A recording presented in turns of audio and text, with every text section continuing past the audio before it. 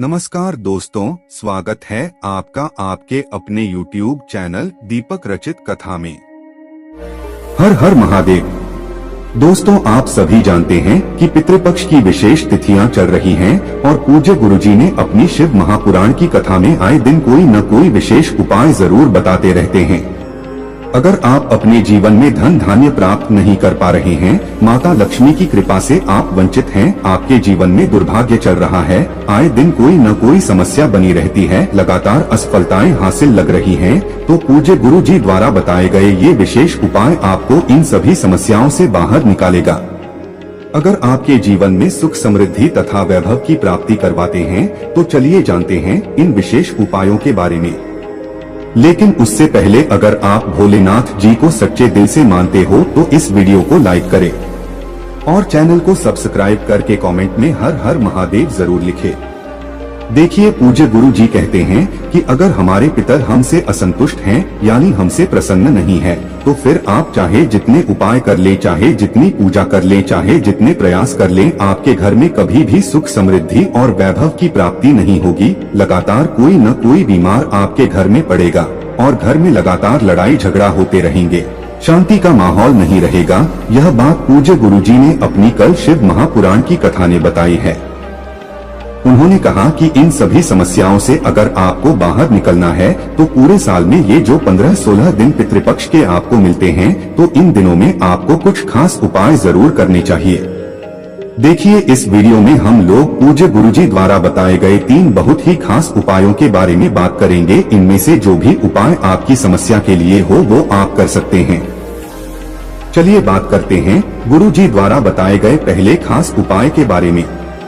ये उपाय उन लोगों को करना है जिन्हें अपने जीवन में धन धान्य की प्राप्ति करनी है, बहुत सारे प्रयास करते हैं, बहुत मेहनत करते हैं, अपने व्यापार को अच्छे से चलाने के लिए बहुत मेहनत करते हैं कि उनकी नौकरी कहीं लग जाए या उन्हें अपनी नौकरी में तरक्की मिल जाए, लेकिन उन्हें किसी भी प्रकार से धन प्राप्त नहीं हो पा रहा है। तो पूज्य गुरुजी ने कहा कि धन की समस्या को दूर करने के लिए आपको ये उपाय करना चाहिए। इस उपाय के लिए आपको एक बेलपत्र ले लेनी है। देखिए, सिर्फ एक बेलपत्र आपको लेनी है। अगर आपके पास बेलपत्र नहीं है, तो आप शिवलिंग के ऊपर चढ़े ही बेलपत्र को उठाकर जल से शुद्ध करके फिर उसका इस्तेमाल भी कर सकते हैं। बस आपको ध्यान रखना है कि बेलपत्र की पत्ती कहीं से भी कटी फटी नहीं होनी चाहिए और बेलपत्र की डंडी के आखिर में जो दूत होती है, यानी जो डंठल होता है, वो भी नहीं होना चाहिए। डंठल है तो उसको तोड़कर आप अलग कर देंगे, क्योंकि आप सभी जानते हैं कि बेलपत्र माता पार्वती के आंसुओं से उत्पन्न हुई है। इसलिए अगर बेलपत्र से हम लोग शिवलिंग के सामने कोई उपाय करते हैं, तो इससे महादेव हमसे बहुत ही शीघ्रता से प्रसन्न। देखिए, आपने एक बेलपत्र लेनी है, फिर इसके बाद आपको एक लोटा जल ले लेना है। लोटा तांबे का ले लीजिएगा और जल आप अपने किचन से ही लीजिएगा। आपके किचन में आरो, मटका या बाल्टी जो कुछ भी रखा हो, तो वहीं से आपको जल ले लेना है, क्योंकि किचन में जो जल रखा होता है वो सीधे पितरों का स्थान होता है और यहाँ से शिवलिंग में जब भी हम जल समर्पित करते हैं, तो ये जल सीधे हमारे पितरों को ही प्राप्त होता है। अब सबसे आखिर में आपको ले लेना है थोड़ा सा भी शुद्ध देसी घी आपको ले लेना है। अगर देसी गाय का घी मिल जाता है तो ये उपाय के लिए बहुत ही विशेष हो जाता है। अब ये 3 सामग्री लेकर आपको जाना है शिवालय। पूज्य गुरुजी ने कहा कि ये उपाय आप सुबह भी कर सकते हैं और शाम को भी कर सकते हैं। अगर आप शाम को प्रदोष काल के समय ये उपाय कर रहे हैं तो बहुत ही अच्छा, नहीं तो फिर पूरे दिन में किसी भी समय कर सकते हैं। शिवालय पहुंचकर सबसे पहले आप जो एक लोटा जल लेकर गए हैं, उस जल को धीरे धीरे शिवलिंग के ऊपर समर्पित करते जाइए और लगातार शिव महापुराण के मूल मंत्र श्री शिवाय नमस्तुभ्यम का स्मरण करते जाइए। गुरुजी ने कहा कि जल आपको इतने धीरे समर्पित करना है कि जल समर्पित करते करते आप कम से कम 11 बार श्री शिवाय नमस्तुभ्यम या ओम नमः शिवाय मंत्र का स्मरण जरूर कर लिया करें। फिर इसके बाद आप जो एक बेलपत्र लेकर गए हैं, उस बेलपत्र को अपने हाथ में रखिए और अपने दाहिने हाथ की अनामिका उंगली में थोड़ा सा घी लगाइए और इस घी को आप बेलपत्र की तीनों पत्तियों में लगा देंगे। लेकिन ध्यान रखेंगे कि बेलपत्र की तीनों पत्तियों में चिकनी शायद ही आपको ये घी लगाना है और लगाते समय आपको ओम नमः शिवाय का स्मरण करना है।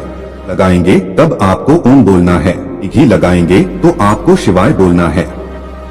यानी तीनों पत्तियों में आप जब यह थोड़ा थोड़ा घी लगाएंगे तो आपको ओम नमः शिवाय बोलना है। ऐसा करने के बाद आपको यह एक बेलपत्र अपने हाथ में रखनी है और आपके जीवन में धन से संबंधित जो भी समस्या से प्रार्थना करनी है और फिर ये एक बेलपत्र आपको शिवलिंग के ऊपर समर्पित कर देनी है। फिर इसके बाद आप अपनी अनामिका उंगली में थोड़ा और माता अशोक सुंदरी वाले स्थान में थोड़ा सा घी लगा दीजिए। इसी अनामिका उंगली से माता अशोक सुंदरी वाले स्थान में घी लगा दीजिए और फिर महादेव से प्रार्थना करने के बाद आप ये ऐसे ही अपनी उंगली को इसी प्रकार से रखते हुए आप अपने घर पहुंच जाइए। आप अनामिका उंगली में जो लगा है उसको लगा रहने दीजिए। घर पहुंचने के बाद आपको जो मुख्य द्वार होता है यानी जो मेन गेट होता है उसके ऊपर की जो दीवार होती है उस दीवार में आपको इसी उंगली से एक बिंदी रख देनी है। अगर आप इस दशमी के दिन ये विशेष उपाय करते हैं तो महादेव आपसे अति शीघ्र प्रसन्न होते हैं और आपके जीवन से धन धान्य की समस्या हमेशा के लिए समाप्त हो जाती है। अब इसके बाद बात करते हैं पूज्य गुरुजी द्वारा बताए गए दूसरे विशेष उपाय के बारे में। देखिए ये उपाय भी बहुत ही विशेष है और ये उपाय में लगातार असफलता बनी हुई है। उन्हें कोई भी कार्य करने में मन नहीं लगता है, न ही वे मेहनत करना चाहते हैं, न ही वे कुछ भी करना चाहते हैं। उनके जीवन में आलस लगातार बना हुआ है। अगर कुछ लोग ऐसे हैं जो मेहनत करते हैं लेकिन उन्हें मेहनत के हिसाब से फल की प्राप्ति नहीं हो पा रही है, तो पूज्य गुरुजी ने कहा कि ऐसे लोगों को यह विशेष उपाय करना चाहिए। इस उपाय के लिए आपको 7 चने की दाल ले लेनी है। 7 चने की दाल आप जो भी लेंगे वो खंडित नहीं होनी चाहिए, टूटी फूटी नहीं होनी चाहिए। फिर इसी के साथ आपको एक बेलपत्र ले लेना है, लेकिन बेलपत्र लेते समय ध्यान रखेंगे कि यह कहीं से भी कटी फटी नहीं होनी चाहिए। फिर सबसे आखिर में आपको एक लोटा जल तांबे के पात्र में ले लेना है और अपने किचन से ही लेना है। अब ये तीनों सामग्री लेकर आपको शिवालय पहुंचाना है। ये उपाय भी आप सुबह करना चाहे तो सुबह कर सकते हैं और शाम को करना चाहें तो शाम को कर लें। देखिए शिवालय पहुंचने के बाद आप जो एक लोटा जल लेकर गए हैं उस जल को धीरे धीरे शिवलिंग के ऊपर समर्पित करते जाइए और लगातार शिव महापुराण के मूल मंत्र श्री शिवाय नमस्तुभ्यम का स्मरण करते जाइए। इसके बाद आप जो 7 चने की दाल लेकर आए हैं उन चने की दाल को शिवलिंग के ऊपर चाहे तो एक साथ समर्पित कर लें और एक एक करके समर्पित करना चाहे तो एक एक करके समर्पित कर लें। और समर्पित करते हुए आप लगातार श्री शिवाय नमस्तुभ्यम या ओम नमः शिवाय मंत्र का स्मरण जरूर कर लेंगे। फिर यह एक बेलपत्र आप इन्हें 7 चने की दाल के ऊपर समर्पित कर दीजिए, यानी शिवलिंग के ऊपर समर्पित कर दीजिए। पूज्य गुरुजी ने कहा कि अगर आप इस पितृपक्ष में पड़ने वाले गुरुवार के दिन ये उपाय करते हैं तो आपकी असफलता सफलता में जरूर बदलेगी। अब इसके बाद बात करते हैं पूज्य गुरुजी द्वारा बताए गए तीसरे खास उपाय के बारे में जो आपको अपने रोग मुक्ति के लिए करना है।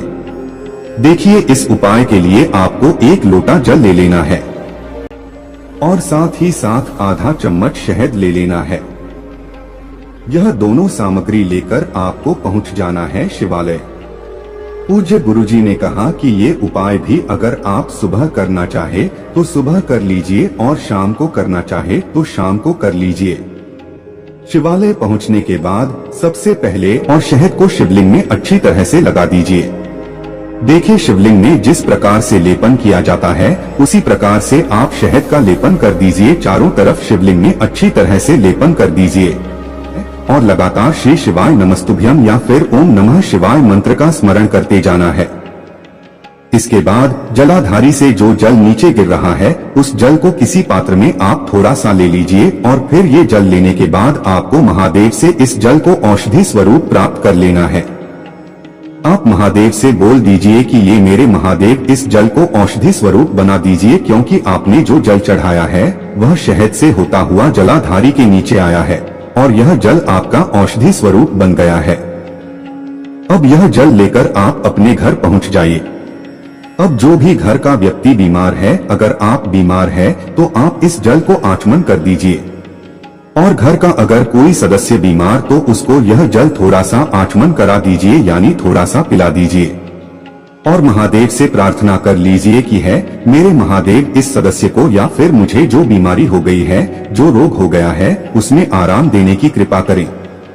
आप ऐसी महादेव से प्रार्थना करते हुए इस जल का आचमन कर दीजिए।